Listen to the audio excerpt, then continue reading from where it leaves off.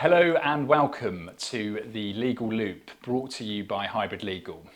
The Legal Loop is where you can find all of your legal tips and knowledge for your business.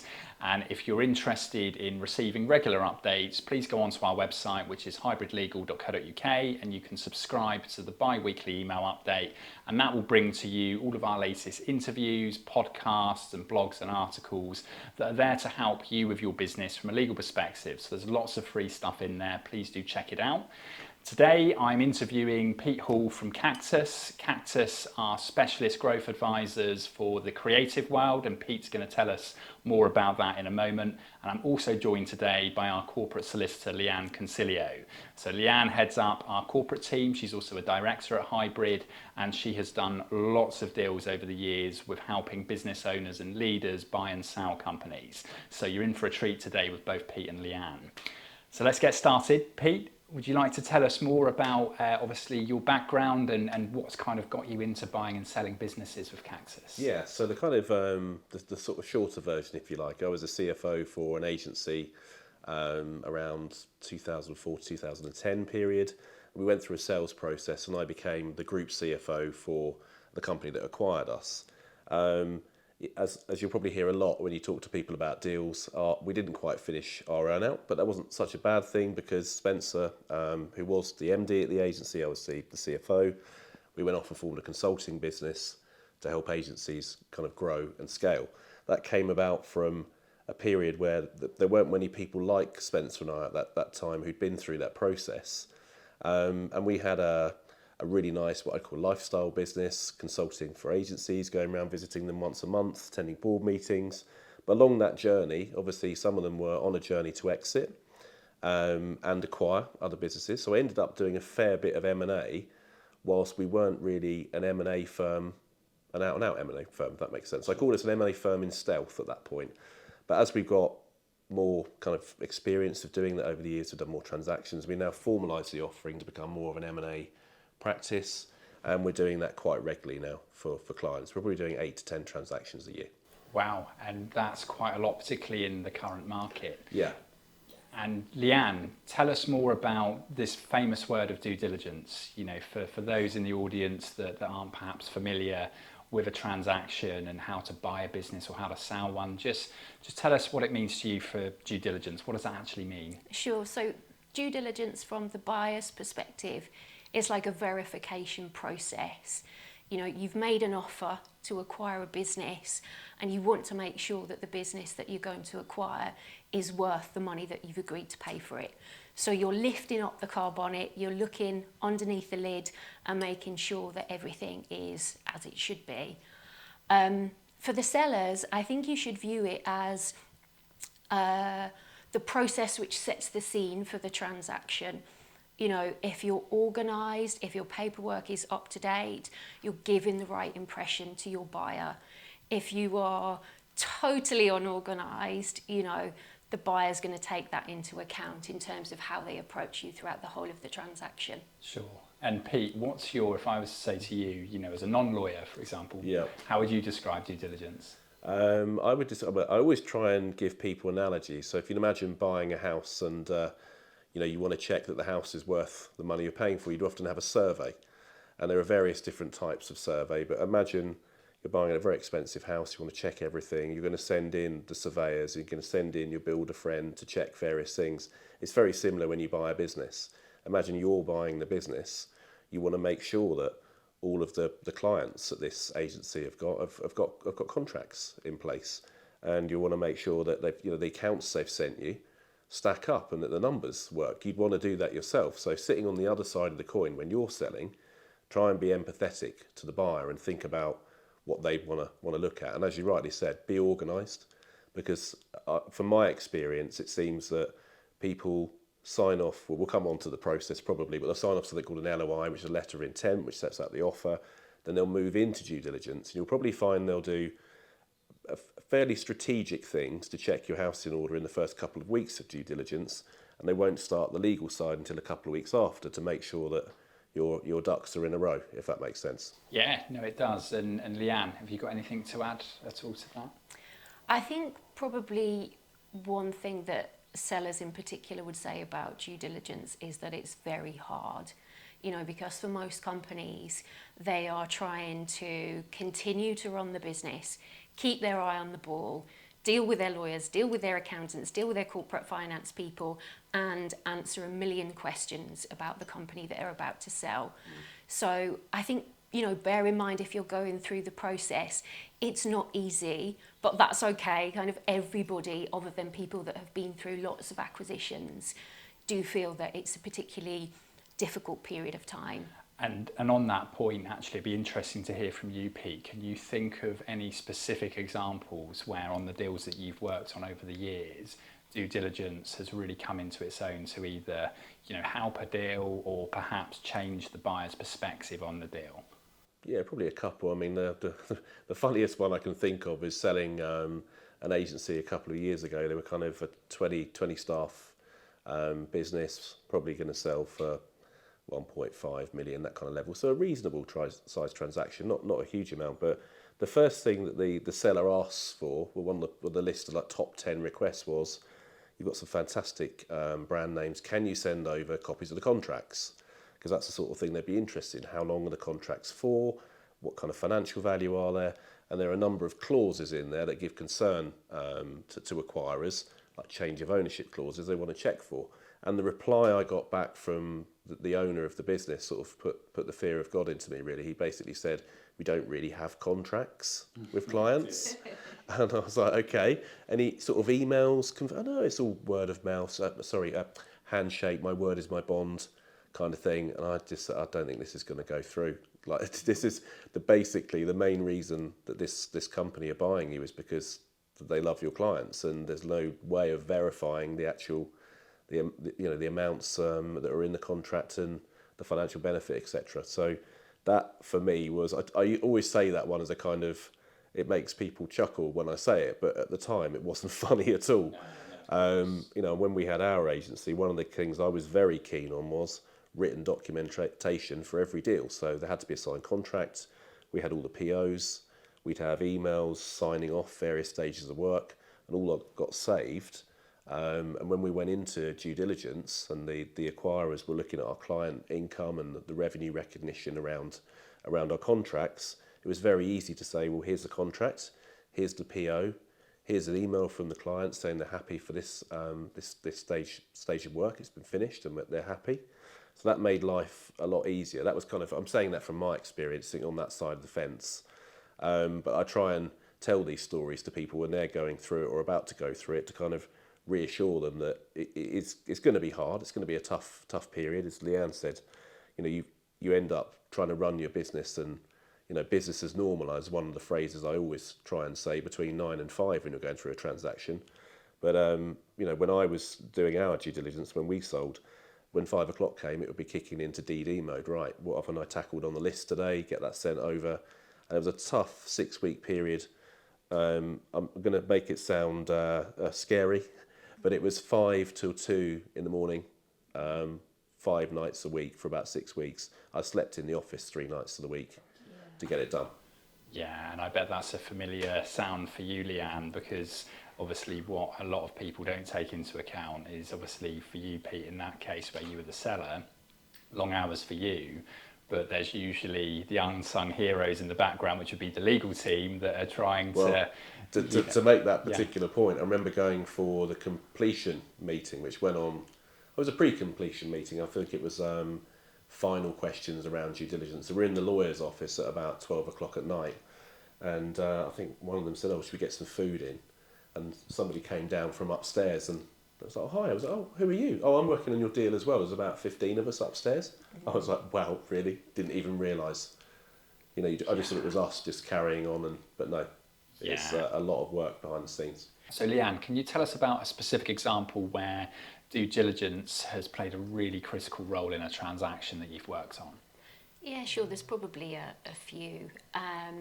We had one really interesting scenario in a deal a few years ago where the financial due diligence had identified that throughout the COVID period, sales had been completely unaffected. You know, so this business had done fantastically well.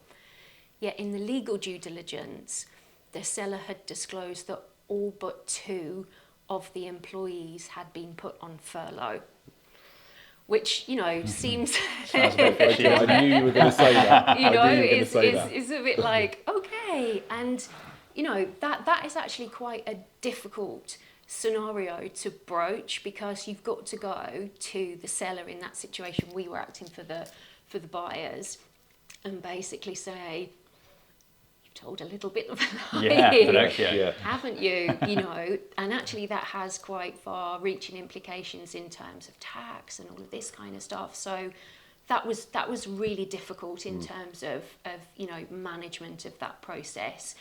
The deal did go ahead. I think it only went ahead because the buyer was not a buyer that was backed by like private equity, for example, because I don't think a buyer like that would go ahead with a deal in that scenario. They would be too risk averse for something like that. So, you know, the buyers made a commercial view that they would go ahead with indemnities, for example. But another good example, and this goes back to something that you were saying earlier, Pete, about, you know, approach and how people do business. So we had one particular client, we were acting for the buyers again in this situation. The seller was an older guy, had always kind of done business on a handshake, was not really kind of too concerned about details and processes. And there was something that seemed like a relatively simple thing, in that his employees hadn't been recording fuel allowance properly, and our client was very stringent, and they actually looked at how these things had been disclosed and managed, and had realised that they hadn't made the correct disclosure to HMRC. And our client's response was, we want you to make a self-disclosure that you haven't done this properly for the past however many years. That resulted in the seller having almost £100,000 tax liability that they had to make a disclosure to HMRC to make that payment pre-deal, and then the deal could move forward. So that's a good example of, you know, if you're looking to sell your business, you have to stop thinking about how you do things, and you have to start thinking about being grown up. You know, and process driven, because you might not be acquired by somebody who's going to take a relaxed view. You're probably going to be acquired by somebody who wants to make sure that everything has been done properly. So that's quite a good example of that. Well, there's a couple of things I would add to that as well.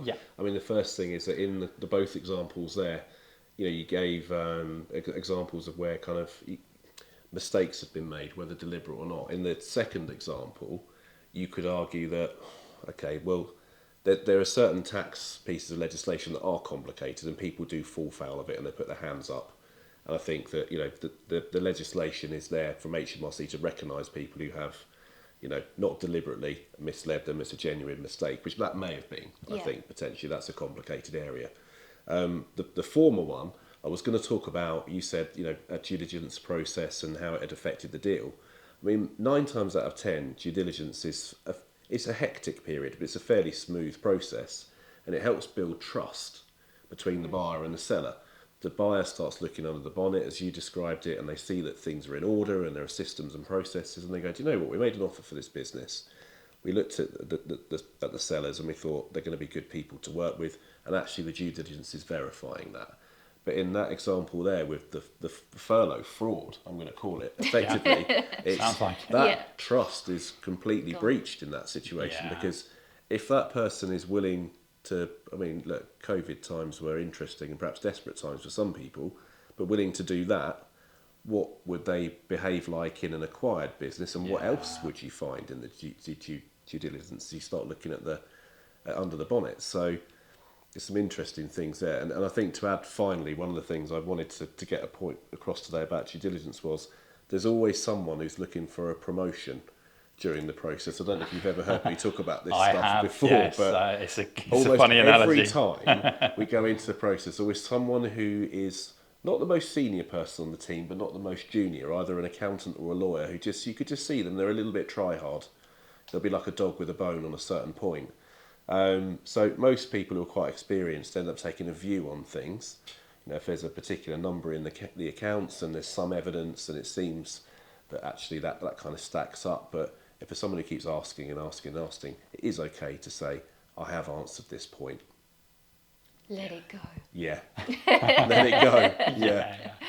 And something you said earlier, Pete, actually, which is actually often overlooked from what I've heard you talk about in the past, Leanne, is you were saying that, you know, your due diligence prep would start from 5 o'clock in the afternoon and it would sometimes go through to 2 in the morning.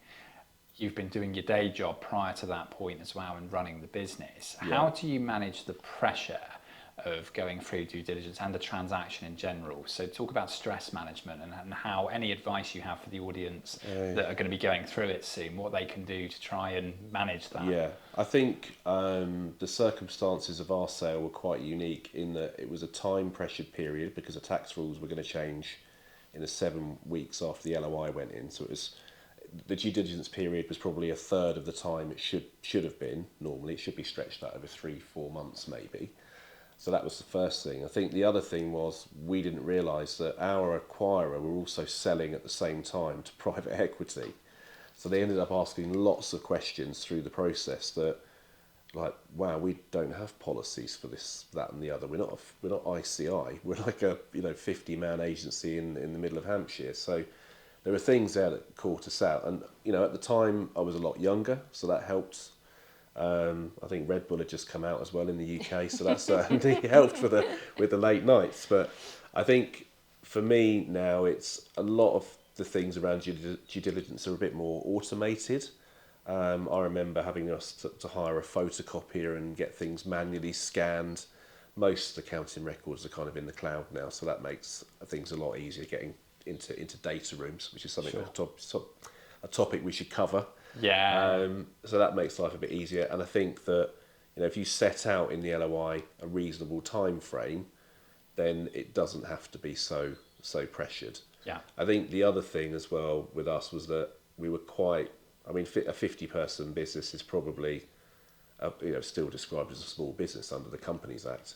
So there's probably a handful of us that knew what were going on. So I couldn't exactly pull people in to help me at that time. I remember one of the guys in the office who realised that I was sleeping there coming up to me and said, "We're either selling or going bust. You're sleeping here." Or you're getting a divorce. Yeah. But they spot the photocopier, they spot all the reams of paperwork being printed out. So you've got to be a little bit careful of that. Yeah. And Leanne, what's your perspective? Because obviously you're looking at it from the perspective of, you know, you're the lawyer there working. I mean, the hours are quite horrific when you're in the full midst of a transaction, but, you know, how do you balance the parties' kind of time and stress management? It really depends on, you know, the overall timetable of the deal. So, for example, sometimes you have the luxurious situation of the buyer is going to start the due diligence and complete at least a good proportion of the due diligence before they start the rest of the transaction. So before the sale and purchase agreement is issued, for example. So that does make things a little bit easier. And the reason why a buyer would do that is because they might want to flush out very early on any issues within the business, because of course as soon as the lawyers are instructed to draft the sale and purchase agreement, your costs are starting to increase there. There's a lot of time and money being spent. But that is not typical of a corporate process. You know, quite often you are running everything at the same time. You know, if clients want a transaction completed in 12 weeks and it's a fairly decent sized transaction, you are running everything together. And so there is no easy way to do it. You know, you've just got to kind of grit your teeth, rely on your professional team. Hopefully you've got at least one person, you know, within the organisation who can help you, who's your right-hand man in terms of pulling information together.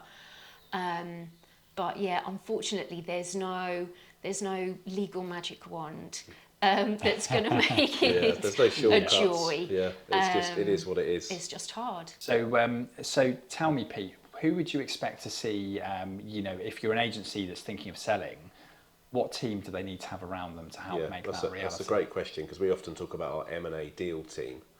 And I know that we work with you guys quite a lot on transactions, so you're an extension of our team, if that makes sense. So the perfect team for me would be, and assuming it's a reasonable size business, 25, 30 people plus, you'd probably have the finance person at the seller as business. You'd probably have the founder involved as well. You'd have one or two people on the legal team. You'd probably have your company accountant maybe involved as well, because there might be questions for them.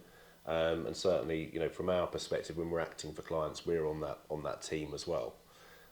So you've got the kind of the workload shared, if you like, because maybe your finance person in the agency is putting all of the information together to go into the data room, but then there's maybe the M&A team, perhaps myself, will be on a call walking people through that if they've got questions, just to share the load a little bit. And certainly some of the questions that come up are probably take 2 or 3 people to answer. It might be a financial point with a legal angle that needs solving because it's going into an SPA, particularly questions around tax warranties and that kind of thing. Sure.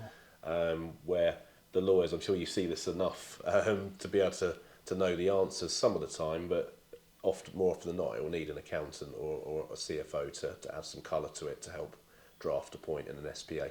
Mm. Yeah. And also think about, you know, the personalities of the people within the team and the role that everybody plays. So very often, you know, when we work together with Cactus, it's great to have somebody like Mark, for example, who I work together with quite regularly. You know, he's often seen as quite an independent person, you know, who, if there's a difficult point to have a conversation about, Mark can often lead those conversations and help the two parties have a sensible conversation. Sometimes with lawyers there is less trust, obviously, from the other side, you know, to trust what the lawyer is saying to you in a negotiation because you're there, you know, to kind of do a particular job. So quite often having that team that's made up of multiple different areas of specialism really helps move the deal forward. Okay, so Pete, tell me, what are the main areas of focus when you're doing a transaction? What do the buyers typically want to focus on when doing the due diligence exercise? I think they're probably, I mean, I'm sitting here looking at this from both sides of the fence because I've obviously helped sell businesses and helped buy them too, but I'm looking at things like, when I look at a profit and loss account, what are the 2 biggest numbers? So clearly I'm coming at that from a CFO perspective, but your income, so that comes down to client contracts. Are there any particular clauses in there that, you know, are strong or weak or could be a threat? Then that leads on to your kind of standard client agreements, and are they in a good place? Then you've got the employee costs, normally the biggest cost in a profit and loss account. So, you know, restrictive covenants around employees, that kind of thing. We were talking earlier about culture, for example. So that will be an area that perhaps a switched on buyer will look at. I recall an acquisition I was involved in a few years ago where my client, the buyer, got on quite well with this agency, agreed to buy, sent over the offer letter, and because they were very much a culture-led business, they started off with, okay, around the team, in the last 2 years, can you tell us how many people have resigned and the reasons for resigning? And it was a 10-person business and 12 people had resigned in 2 years, which is like more than 100% staff turnover. And the reasons were all very vague. So very clearly a cultural problem came out there. Other things probably to look at are IP and brand and those kind of assets as well. You know, a buyer won't want to buy a business where there's a threat to the brand name because those legal challenges can be expensive and can cause confusion in the marketplace. So there's a few areas of kind of, you know, I'm trying to tie that in from sitting here with my CFO hat on, but trying to tie it into how would we approach that from a legal perspective around those points? Sure, yeah, and actually it's an interesting one on the IP front because what I've certainly seen with a lot of agencies that use freelancers for various client projects, they usually don't have adequate contracts in place with their freelancers. They just assume that it's the same rules that will apply to employees as it will third-party contractors, and that becomes problematic when you look at IP ownership, because if you have an employee working for the agency doing creative work for the overall client project, that's great, because if the agency says we're going to transfer the IP ownership over to you, Mr. or Mrs. Client, that's fine, that's legally reliable. But if it's a freelancer that's worked on the projects, and it's the freelancer that hasn't got a contract in place that's confirming that they're going to transfer over the IP ownership to the agency, so the agency can in turn transfer the ownership over to the client, that's actually quite a problematic area for two reasons. First big reason is if the agency's client wants to sell one day and their legal team starts doing due diligence and they unpick the fact that the agency didn't do their homework properly with contracts and has got this big issue with a freelancer owning IP. But the other big issue is if the agency wants to sell and they've worked with freelancers that are carrying the keys to the kingdom with the creative assets. Yeah. You know, so, but it's a quick fix. It's not actually that difficult to fix when you know how. And I don't know, Leanne, whether you can offer some perspective on, you know, some of the key things you've seen over the years buyers, legal teams and the buyers themselves really want to see in detail when it comes to due diligence and the assets. Sure, but I think, you know, what you've got here is a case of either simple wins or silly and costly mistakes. So for example, if we look at the team, you know, I've just recently worked on a transaction where we've started the due diligence process and we're acting for the seller. It's a new client to Hybrid. And one of the questions was about key employees. And we'd established as part of the due diligence process that one of the key employees had just left the business, which, you know, shouldn't be a huge problem. However, that employee had decided to set up in competition and had started to approach the clients of the business that had been left behind. Not a problem, you would think, because rely on the employment contract. What did the restrictive covenants say? And whilst the client had wonderfully drafted employment contracts and restrictive covenants, they never asked the employee to sign that. So there was, you know, quite a silly mistake there in never seeing a process through to completion, you know, has obviously cost that client. Another example would be things like companies giving shares to employees, which is not uncommon. Quite often, because those shares are going to be gifted, you know, rather than asking the employee to pay for the shares, people might not want to spend money on making sure that that process is done correctly. And that can create a whole host of problems because, for example, that person might leave the business.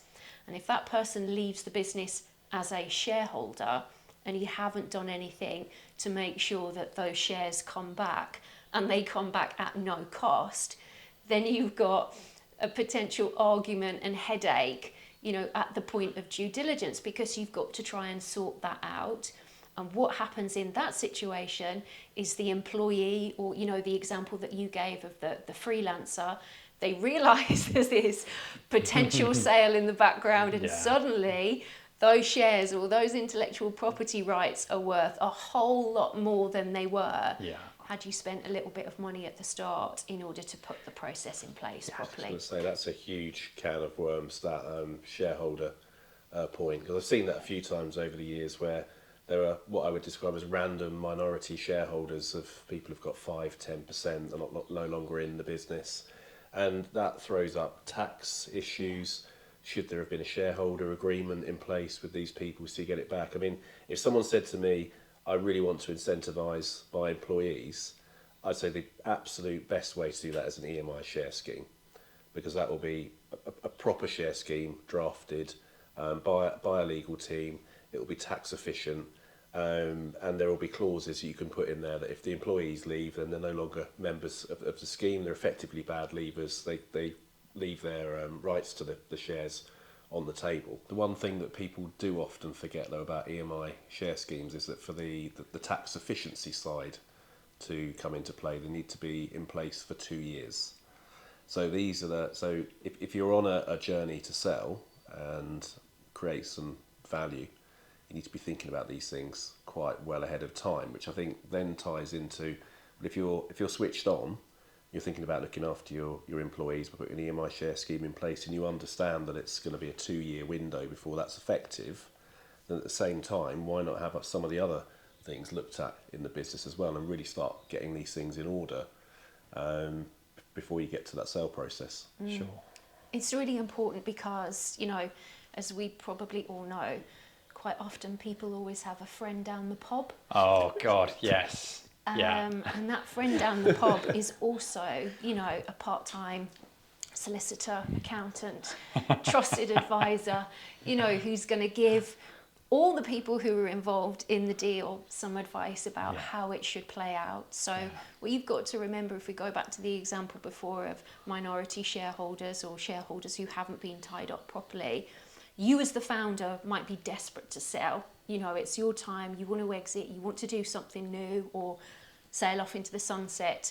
That person who's sitting on a small shareholding might not be as keen to do that unless you give them much more money than what they were originally entitled to. Now, what you want to do is make sure that your articles of association have got something called a drag along, which effectively forces all minority shareholders to participate in the sale if the founders say now's the right time. If you don't have that, you could find yourself in a situation where, you know, Johnny, who you haven't seen in 17 years, comes out of the woodwork and wants quite a tidy penny to sell their shareholding. Oh, crikey. And in your experience, both of you, out of interest, have you had moments where you've seen, you know, an ex-partner still holding shares in a business, or someone still left on the board of directors where paperwork hasn't been filed at Companies House properly? Is that quite a common occurrence? Do you see that kind of thing happening? Very much so. And I would say, you know, you can guarantee that something like this is going to happen when you see people, you know, at the start of a business and they say, we're the best of friends. It's the kiss of death, that, isn't it? We're the best of friends. We don't need to worry about any of this. And you know for a fact that when they come back to you in however many years' time, there's going to be a whole host of problems because they haven't done things properly at the start, and then that's just left them exposed with shareholders or members of the team who've gone off and done X, Y, and Z. Yeah, and how about you, Pete? Have you seen much of that with? Yeah, it's more common than you think, especially in the agency world. I mean, before I was in agencies, I worked in practice, so I worked across a number of different sectors. But agency people, I mean, this isn't a criticism at all, but they tend to be quite good employers in terms of they really care about their teams and their cultures. You know, and you know, they'll do these things. Like I've gifted 10% to my lead developer. I hear it all the time. You know, he's a brilliant person, and then automatically I'm sitting there thinking, okay, clocked that. Need to think about all of the angles that we need to resolve here, because as you rightly say, best of friends. You know, they get on super well, but there's always an occasion where people have friction. And I think that you need mechanisms to deal with that friction and potential fallout in the future. Well, it's like a marriage, isn't it, really? Your relationship with your business partners is very much like your relationship with your spouse, your other half.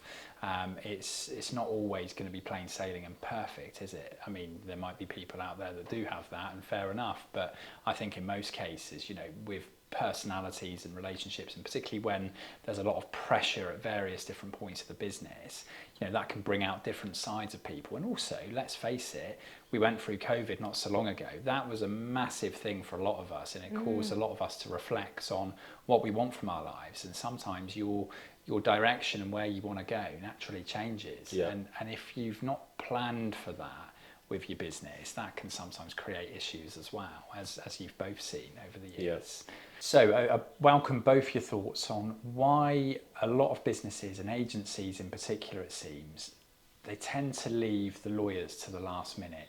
Usually the letter of intent goes over and the buyer's legal team will ask them, who are your lawyers? And the agency will shrug their shoulders and say, we haven't got any lawyers, but we'll find some. Why is that? Why are we the afterthought? I think there's a number of reasons. I mean, cost springs to mind. I think people think it's going to be expensive to get the lawyers in. I guess they're kind of putting off the cost of doing that, because I suppose in their minds they're thinking, well, I'll pay for the lawyers from the sale proceeds. I also think it's a time thing as well. I think you know, the lawyers are brought in because people think they're often not needed until we get to the process, but the reality is that there's a lot of prep work that can be done before. I think there's certainly things on our transaction where I was very pleased I got the lawyers in early. Certainly, if you think about from a black and white point of view, what is an acquirer buying for their money? Well, it's actually the share certificates. If you think about it in some ways, and our statutory books were a bit of a mess. So I was very pleased that I got the lawyers in early. The other thing to think about here is, and I think agency founders will relate to this point, is I'm sure many of you get approached all the time, offers coming through, speculative, you're looking to buy. I hear it all the time. I got approached twice last week, had a letter from someone, an email from someone. But you've got to work out what your magic number is. That's the first thing. And I think the second thing is going into a proper buying process. You would already have done all of your homework and got all your processes in shape. And then you go into a proper process where you get 2, 3, 4, maybe 5 offers for the business. You can compare them with each other and get the best value and find the right culture fit, rather than just selling to the first person that pops their head above the parapet and says, "Oh, I'll buy you." Sure. And Leanne, have you got a perspective on that? Yeah, well, I think, there's a lot of businesses whose experience of lawyers might have been reactive. So you've got a legal problem, somebody owes you some money, a client isn't paying you. And so you have to go to the lawyer, and the lawyer's going to deal with that problem for you, and it's all a headache. So in that situation, the law is not there to be kind of collaborative with you. It's there to help you with a problem. But, the reality is selling your business doesn't start at the point in which you receive an offer. Selling your business starts years in advance of that, in terms of, like Pete just said, understanding what is your route to exit, what's your plan, what's your magic number, what do you need to do to make sure that your house is in order. If you haven't done those things, you probably haven't been engaging with professional advisors up to the point of receiving the offer in. And so, you're calling somebody in at the last minute to help you out. Whereas if you've worked with professional advisors throughout your career, you understand what they're there for, and it is a bit of a smoother process, I think, in that situation. Yeah, 100%. Sure. No, that's really helpful. Thank you. So one of my final questions for you both is for anyone that's listening and is looking to sell their business at some point soon. What are some really simple takeaways for them in terms of, if they do nothing else, do this 1 or 2 things now? Any tips or advice? Sure. So I think, have a look at where your value is. So as Pete said before, your client contracts, your team. If there's only a couple of things that you're going to do before you get to the point of looking to exit, look at your client contracts. Have you got any, first of all? If you haven't, might be an idea to start thinking about what would be important, what key things that you're going to cover off there. Ideally, you don't want something like a change of control provision in your contracts, which allows your clients to terminate if you sell. You probably want some robust debt collection provisions in there, interest, suspension of works, because if you've got a lot of money outstanding, your contract will tell your buyer less headaches. Dealing with things like intellectual property with suppliers, freelancers, and then obviously making sure that your key team are protected. If they leave, they're not going to poach your business or have shares that aren't required to be transferred back. So just look at those key areas of value in your business and concentrate on those areas first of all. Sure. And Pete, how about your perspective? I think one of the smartest things I've seen done, I think it was prompted by, obviously we've consulted with lots of clients over the years on their kind of their growth and their structure, etc. And they're on a path to exit. They know that it's a 3 to 5 year plan. One of the smartest things I heard an agency founder say to me was, they've heard about due diligence being a bit tricky. You've told me a few stories over beers, Pete. Come on, what does it look like? And he asked for a standard due diligence disclosure request form, which has the 400 to 500 questions on it, most of which, by the way, are probably not applicable in some circumstances. But it got the agency founder to understand all of the things that the acquirer will be looking at. And it was fair to say it was an eye-opener for them, because you can all think of the obvious things. Well, they want the employment contracts and the last 3 years VAT returns and all those kind of things. But there's a few curveballs in there. And by knowing the type of thing that the buyers will be looking at, then you can start to act in a way that mitigates the risk around those points. Absolutely. And actually, another question I have for you both is, at what point do you tell the wider team that you're selling? Wow. I've just had an example of this recently. Sorry, that was quite fresh. From my perspective, and I hate to say this because I'm someone who would rather be open and honest with people, but I always say, don't tell your team until the deal is done. You may want to tell senior members of the team probably just before, because they'll probably need to perhaps sign new service agreements, or there might be an incentive plan that the acquirer is putting in to keep those people in place. But every time I've seen an agency tell their team that they're going to go through a process, it throws huge roadblocks in the way, because the team start thinking naturally, if we, us three are lucky enough to be business owners, but cast our minds back to when we were employees, there'd be the fear situation. Well, who are these people going to be? Are we going to move office? Am I going to get the sack or be made redundant? Are the other people in the company, the other side, going to be paid more than me? Are their benefits going to be better? So there's all that sort of, thinking. People start heading the clouds thinking. And I had it very recently where I specifically said to a client, it'd be better if you didn't tell your team. It went against my wishes. And say wishes, that sounds a bit harsh, doesn't it? My instruction, I suppose, but I got on quite well enough with him to say, look, you really shouldn't be doing this, and had a very frank conversation. And the two teams met for dinner, and lo and behold, the deal didn't go through for cultural reasons, because they were all coming at it from the wrong perspective. Yeah. They all went into that dinner all on the defensive. The other guys from the other agency, are they smarter than us? Which one of us is going to be for the chop, rather than being able to do the transaction with a clear head, not worry about that, and then present it properly to the team once it's done. And there will of course be pros and cons, but for most people going through this process properly and with an eye on a culture fit in a transaction, they will be positive things for the team.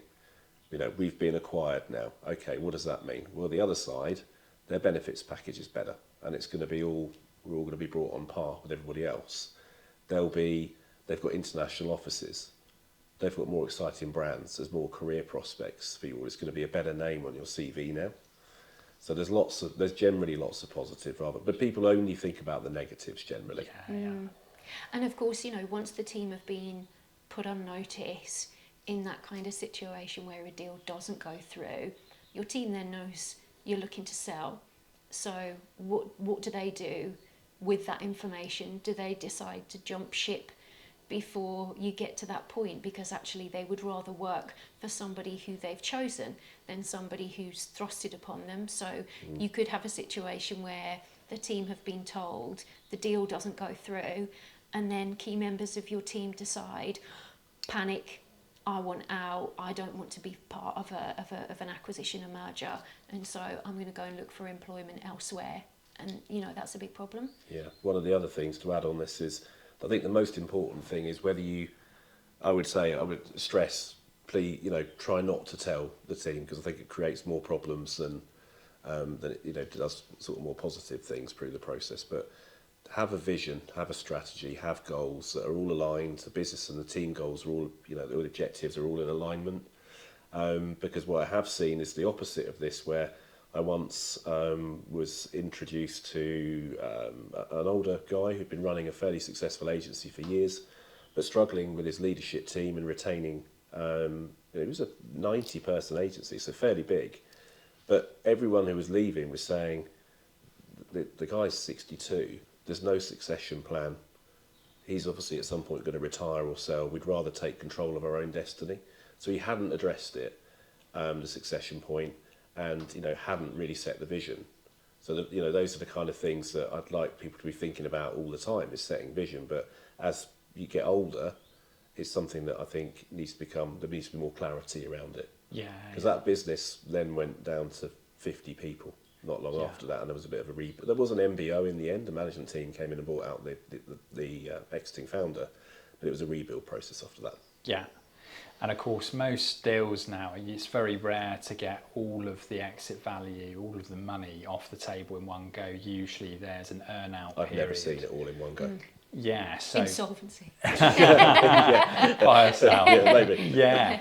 So with that in mind, because there's inevitably going to be strings attached to the next chunk of money to come through over an agreed period of time, I know Cactus is very strong on culture-led M&A, but how does that lead to a greater chance of getting that deal right, not only at the start, but also giving the sellers a much better chance of going through the earn-out period? It's a great question, and I think we're looking for a culture fit between a buyer and a seller as early as the first meeting, the first interaction, and you can often see where there's a culture fit. There'll be an alignment on values, an alignment on how they treat their team, their approach to work, those kind of things. It's things you can pick up.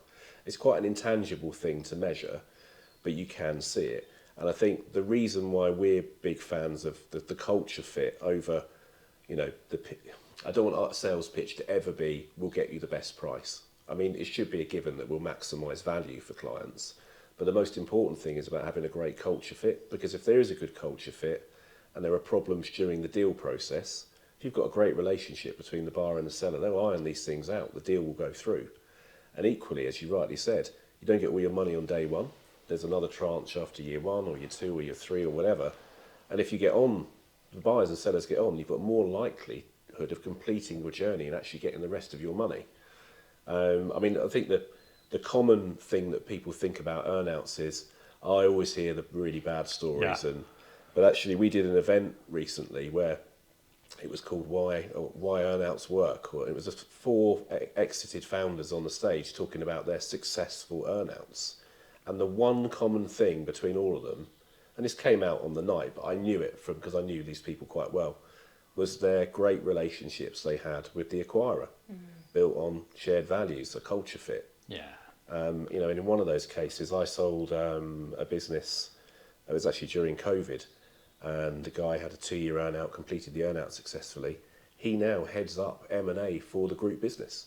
Brilliant. So he's in his dream job now. And I've got lots of stories like that, but it comes down to, the culture.